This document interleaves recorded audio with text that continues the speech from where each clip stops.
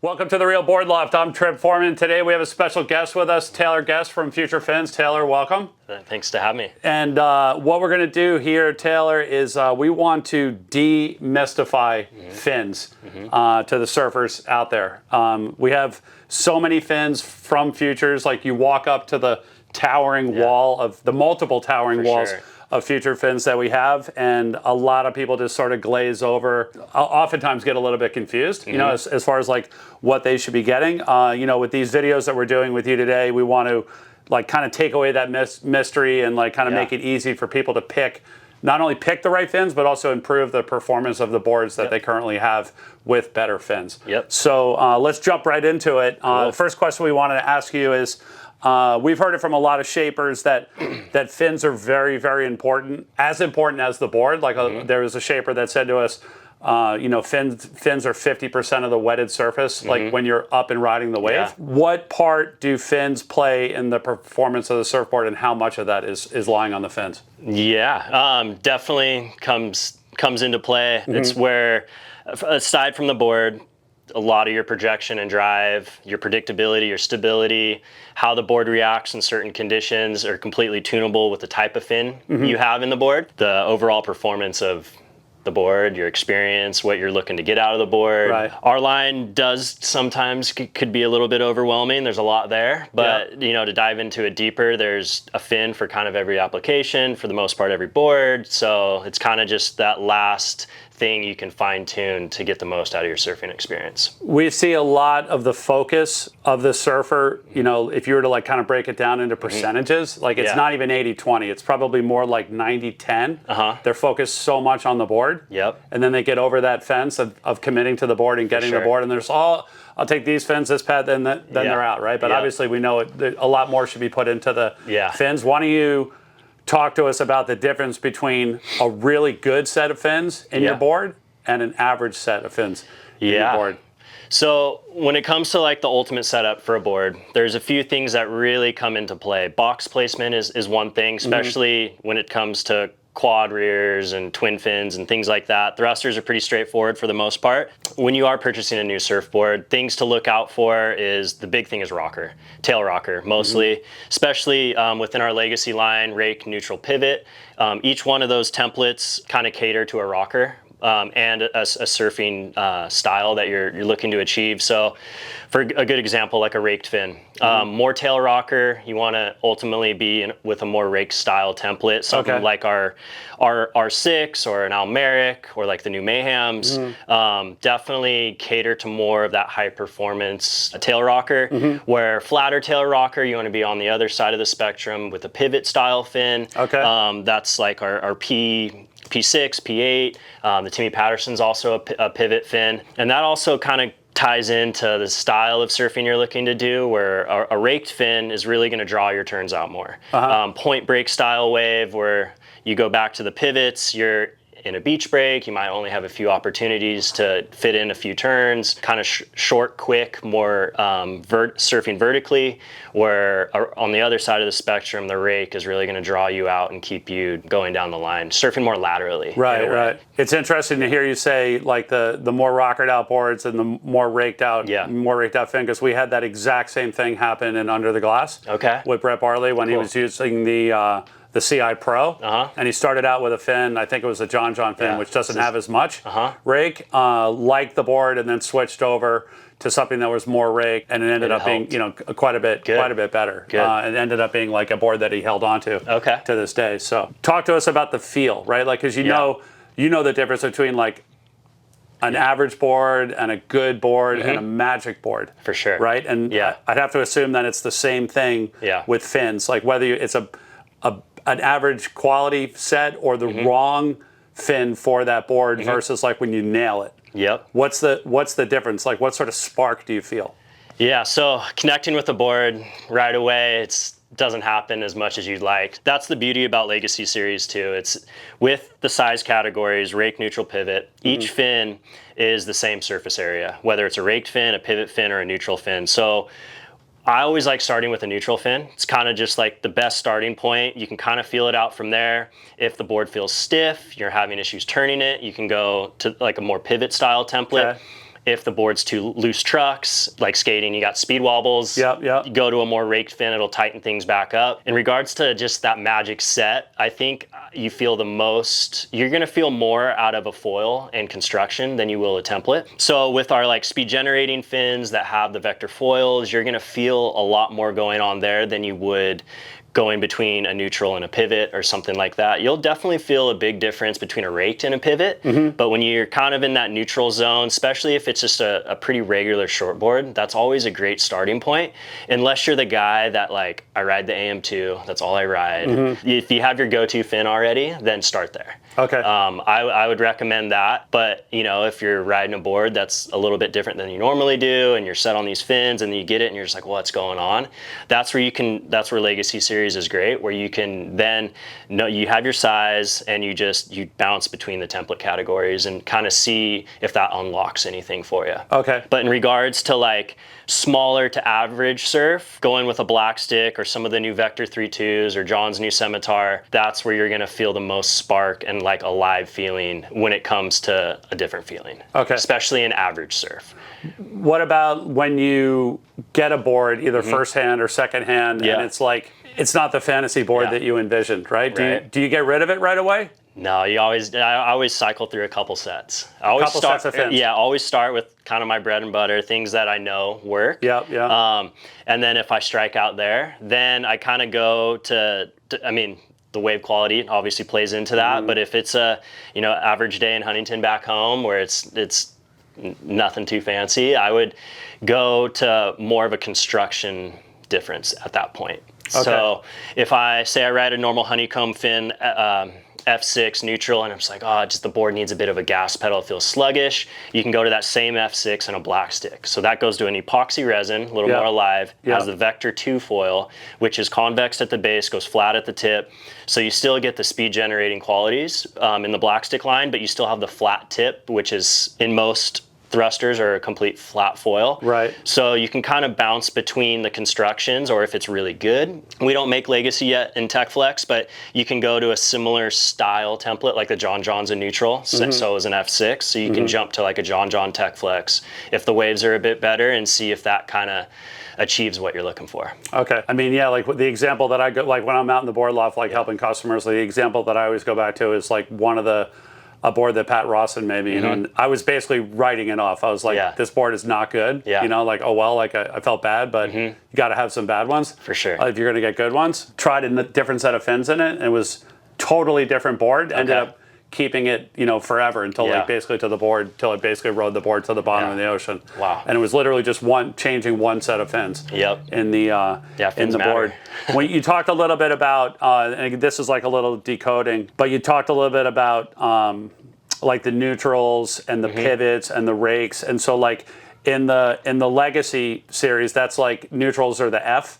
Correct. Series, right? The pivots are the P series. Correct. And the rakes are the R. Correct. Series. Okay, just so that people can follow that, like to the actual branding of the product. Yeah. Taylor, let's talk about fin sizing, right? So you've got like, you know, Grom sizing and smalls and mediums, larges, extra larges, and that used to be based on weight. Correct. But you see, like those lines are really blurring now. You know, you've got like 145-pound guys riding larges. You have women riding larges like pretty often now. For sure. And so it doesn't really seem to be based on weight. I mean, I'm sure that's a factor. Like at least that's a starting point. But what else are you factoring in, like both in the feel that you're getting, like up through the board, as well as like the type of surfer? That's going to push them outside that general recommendation. Ability plays a huge role in that. So when it comes to fin size, your weight is obviously the baseline. It's a good starting point. I flirt between medium and large. I'm about 170. I'm kind of on the border. With smaller surf in mind, we watch our tour guys go to a larger fin. With more critical surf in mind, guys are surfing pipe. So a perfect example, John pipe, riding a medium. Lowers, he's riding a large. And what does he weigh? He's probably like 185, 190. Wow, okay. So he's riding the medium in more powerful, yeah, like more faster rail, surf. especially when you go to a step up, more rail in the water. You're engaging that rail a lot more than you are on a 5'11", 6'0", at lowers performance surfing. So we see that a lot. They they'll jump back and forth between sizes. There's guys that are they're stuck on larges, or they're only surfing mediums. It's kind of to each their own on that one. But we do notice, especially the up and coming guys at the higher level, they're always quick to go to a large, especially because they don't, for the most part, mess around with foiled fins. Foiled fins help generate speed. So by going to a bigger fin, you're able to get a little bit more drive out of the board. So that's kind of their small wave weapon in a way, even though it's a stiffer fin, which kind of goes against like what we talk about in ride number, where your speed generator and your speed controlling, those guys are so in tune with the feel of their boards and what they're riding, and they push twice as hard as most surfers. Right. So they can size their fin up to get a little more drive, predictability, hold out of the board. I mean, the reason I brought it up, like, is again, like Matt Keenan, like one of our team riders, he's like 145, you know, and then you don't expect him to be riding larges, you know. Caroline Marks, I saw her on larges in the Olympics, you know, like she's on large. Obviously, men and women all coming in all different sizes, but it's just, as we're talking about this, the lines are just getting definitely more blurry. Yeah. Do you guys see yourself coming out with more? Because of that, because of more people upsizing their fin, more surfers upsizing their fins, Yeah. do you see yourself coming out with more, I wouldn't say more larges, but like more extra larges so that the large guys have somewhere to go? For sure. So within Legacy Series, that's been thrown around of doing F8, the neutral is a large. We can do like an F10, which is a little bit bigger. Okay. Usually in size categories, it's 1 square inch of the overall set gets bigger. Okay. So we could jump up to, because technically the Poncho Sullivan's the biggest fin in the line. Right. But it's an XL. We just don't call it an XL. So if we created a rake neutral pivot around that surface area of the Poncho, that would be an extra large category for us. Well, as an official representative of all large surfers around the world, we would endorse. Cool. If that was your campaign, like if you were going to jump into the presidential election, like right at the buzzer, and you're saying XL fins for all, we would vote for you. Cool. Last question in this video is, save the best for last. Okay. Why should surfers consider Futures on their next board? And let's talk about the boxes and the fins and why you think they're better than the other brands out there. Yeah. Futures in itself, it is the strongest, lightest system on the market. You do get, having the full base of the fin in the board is the closest thing you can get to a glass on, but still being able to remove your fins. So that's another thing we see with some of our athletes that have come from FCS is they do have to ride, they ride a lot larger of an FCS fin, and then they come to us and they usually have to ride something a little bit smaller, because with only having the two touch points of the FCS2 or original FCS, you lose a lot of that power transfer from the fin to the board. Okay. So having the solid base in the board, you get all of that drive and projection and flex that you're feeling out of the fin transferred to the tail of the board. Okay. So it's a more connected feel. Okay. Now we're going to go into the bonus round. This is the speed bonus round. Okay. All right. Question number one. I'm sure it's like in every viewer's, like it's like right on the tip of their tongue. You're on a trip and you strip out a Future screw. Yeah. What's your solution? Stripped. So there's a couple different ways that can happen. Screw it in too tight and it just spins, but your fin's in there. So you're more or less bummed at the end of your trip because you can't get your fin out and put it in your board bag. Okay. So there is an easy out tool that it just backs the screw out. If it does happen and you get the screw out, any ding repair guy can retap the box with epoxy resin. Okay. Put a new, they'll rethread it, put the new screw back in, and you're good as new. In regards to it already being stripped and you didn't realize it, you pull it out of your bag, you want to go surf. It's happened to me before. Okay. What I did, I took some sandpaper and I just pinched the bottom of the tang. I threw it in the board. And I just put the screw in just as long as the screw contacts the fin, or just enough to hit the bottom part of the tang, it won't come out. Okay. So the only reason I put a little bit something in there, like a business card or aluminum tape. Where's that going? Is that going like on the base of the track, just kind of like a U-shaped? So just if the screw can't get tight, it's at least tight in the box. But then you can get the screw far enough down to where it doesn't So that piece of paper or the plastic or whatever is wrapped around the base of the fin, or it's just stacked underneath the fin? Just kind of pinches, like if you took a business card and kind of folded it. Okay, all right, cool. Around. Yep, like a single fin shim. Exactly. But on that. On that. Okay. Yeah, a sticker. So that's like holding the fin in, and then the screw. That's going to as do long more as of the holding. screw comes in and touches the fin. Doesn't Okay. need to be too tight, because a lot of guys will see it where they just go super hard on the screw and just either over tighten their fin, strip the box that way. Doesn't happen a lot, but if you're in that situation, it's Yeah, I mean, I love the way. Don't get me wrong. Like, I absolutely love the way the system works, but you know, at some point everything's gonna fail. sure. So it's nice to just have like some tips, especially from you, because you've heard it all and like kind of seen it all. For sure. Let's talk a little bit about performance. Like in some quick fixes on performance by switching fins. Okay. You got your favorite board. You put a set of futures in it. You don't have the drive down the line that you want. What do you do? Couple things. So you got a new board. It's lacking drive. It just doesn't feel like it has a gas pedal. Depends on where you're starting or what fins that are in it to begin with. If it's a traditional honeycomb flat foiled fin, we would recommend going to a speed generating fin that gets you the foil. That really helps the board go rail to rail. It generates a ton of speed down the line. So that gives you that gas pedal that you're lacking there. Would you go to speed generating before you would go to upsizing? I wouldn't necessarily upsize at that point. I would, depending on the style of template, if you're in the pivot zone and you don't want, I just don't want the foil. I love flat foiled fins. It's just this pivot fin's not working.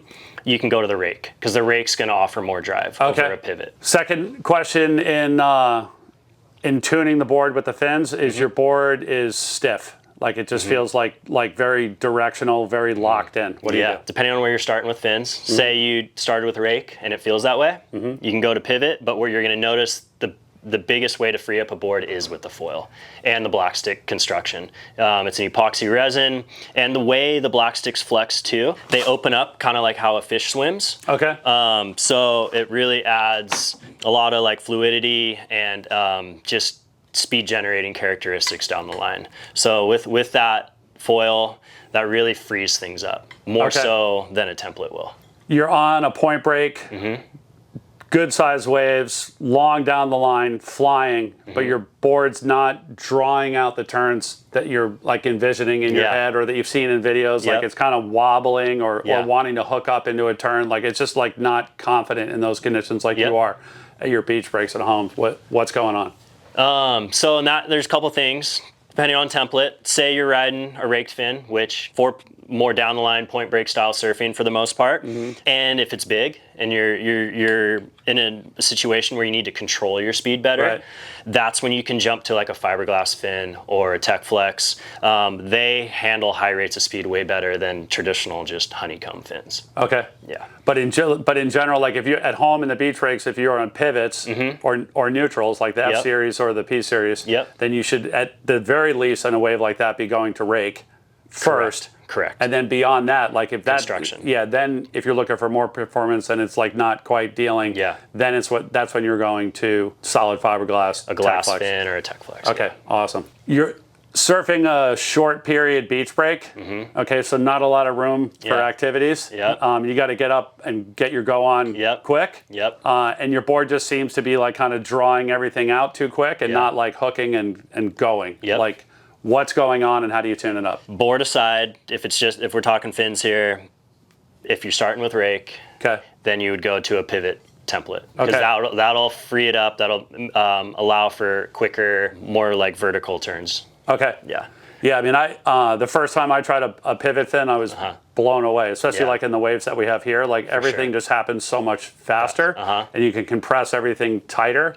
And again, like under the glass, like Brett Barley said, I am not a pivot guy. Like straight up, I'm not a pivot guy. And then by the end of the series, he came back and said, I'm a pivot guy. What did he like? What boards did he? I can't remember exactly which board it was, but it might have been the Red Tiger. Okay. The Paisel Red Tiger, and. But again, which would match like what you're talking about, the flatter rake with the flatter rocker. But it was interesting to hear like a preconceived, like this is how I am, versus like this is actually what worked when I tried it. Yeah, he's always on the John Medium, so it's cool, that's cool to hear. That's like his starter, you know. But he's definitely starting to branch out, like into those different setups. The last question that we wanted to ask you in this video is, sparking up your board for small waves. Like you guys have a lot of good fins for small waves. Like what do you recommend to like take a board that you like it as your everyday board, but like, okay, I'm going to get this set of fins to like really get this board juiced in small waves. So in our Alpha construction, we re-released the Vector 3.2s. Okay. So there's a lot going on there. It's these guys right here. They are going to come out in black stick construction after the first of the year, but there's 2 different cants and 2 different toes. So the big thing with these is kind of same board but new feeling. With that, and there's a full vector foil through it. Yeah. So that's a speed generating foil. You have the original scimitar tip, which takes a raked template, but makes it pivot because you chop the end of it. Yeah. So you're kind of getting best of both worlds there. And then with the added cant, loosens the board a bit, but the foil's very engaged because it's a full vector foil. So we're kind of like playing on both sides of the fence there when it comes to loosening and creating a speed generating fin. But the foil there also keeps everything intact and not just out of control. And then the added toe as well. You can see the twist in it. And then what about like typically like in performance fins, you're not like the Alpha is like plastic, a percentage plastic, like a plastic fiberglass. Yeah, it's a molded carbon. Molded carbon, okay. Yep. With recycled fishing nets. There's a company called Barrero that we work with. They recycle long line fishing nets off of South America, and they send it to us. We mold it with carbon, and that's what makes Alpha. Okay. So it is, we do have the Thermotech, which is more of like a plastic style fin, very just placeholder. You buy a board, you get the white fins, they're cheap. This is that's like the family photo that comes in the picture frame. Exactly. It's not your family. No. So it's like just to hold the place. Yeah. So this is a step up from that, and the price point too. Cool recycled story. We always, for the most part, with some of the experimental stuff, we'll start it here because they're made in the USA. Yeah. And it's cool. It's especially with something that's a little more outside of the box, and the price point is cheaper than some of the higher end fins. It's a good entry level fin that kind of will get somebody that might not go spend $130, $140, $50 on fins, where this is like $80. So it's something to allow them to get the feeling, try something new, and not break the bank at the same time. Now this is new, but with some proven stuff wound into it, because I remember like one of the first times I saw Jesse Fernandez surfing, and he's a bigger guy, and he was like riding a shortboard in super grovel waves, and he had something that looked like that. This is probably 10, 15 years ago, and he was just ripping. It was a little ahead of its time. It came out in 2006. We won SEMA with it in 2007. Yep. And like I said, it was a little ahead of its time. People that got on them loved them, but they kind of went back into the vault, went into hiding for the last decade, and we kind of re-released it recently, revamped it a bit. So yeah, people have been super stoked. Awesome. All the feedback has been really good, especially when it comes to small gutless surf or a board that is lacking speed or drive and kind of average waves. That's these. It definitely lit up Jesse. I mean, I know a lot of it was Jesse, but it definitely lit up Jesse's ride. Like he was killing it in small waves. To the point where John got on board with it. I mean, that's like the true testament. Yeah, right he's been going through all the development since the last Olympics. So it's been 4 years, a little over 5 years in the making. We're stoked to finally bring the John version out. He doesn't have the added toe and the added cant. He has just the scimitar tip on his template with the full vector foil. Okay. So the big difference between the Vector 3.2s and John's scimitar is these tend to feel better. I just want to grab these. Yeah, they're super lightweight. They're like little cinnamon candies.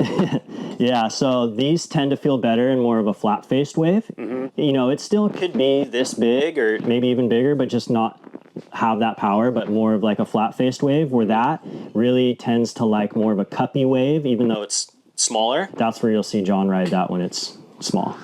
These are only available in thruster sets. As of now. As of now. Well, what do you recommend? This comes in 5-fin. Oh, it does? Yeah. Okay.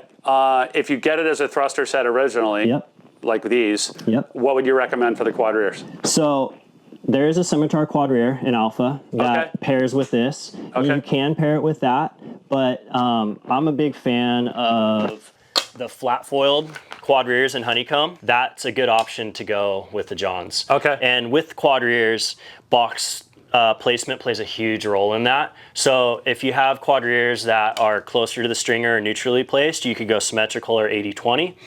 Quad rears that are way more out on the rail, wider tail block, you want to go flat. Flat on the inside. Yeah, and this provides a little bit more lift and speed than a symmetrical foil or an 80-20. Okay. Yeah. Awesome. Well, hey, Taylor, thank you so much. Yeah. We really appreciate all this info. If anybody out there has any questions on any of the fins that we talked about from Futures or would like to place an order for any of them, you can always reach us at the shop, 252-987-6000, or look us up online, realwatersports.com. Thanks for tuning in.